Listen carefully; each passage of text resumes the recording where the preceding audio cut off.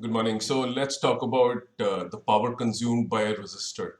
Now, in this expression, you will see the starting point to calculate power consumption, is used. That's a starting point. So power is equal to V into I, and then you can convert the voltage expression as, or the current expression as V by R, and your instantaneous power consumption expression is mentioned.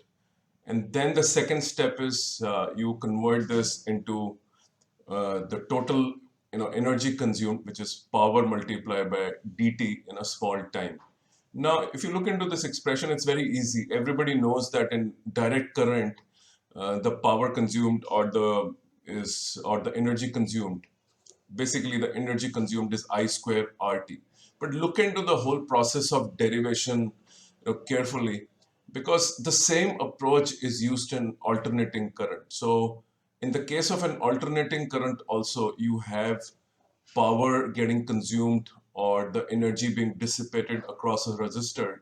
Now, how do you calculate it when at every instant the current is changing, the voltage is changing, because it's sinusoidal in nature. It's not a direct current case, right? So if you look into this case, it's a case of DC or a battery, being conducted. So current and electricity.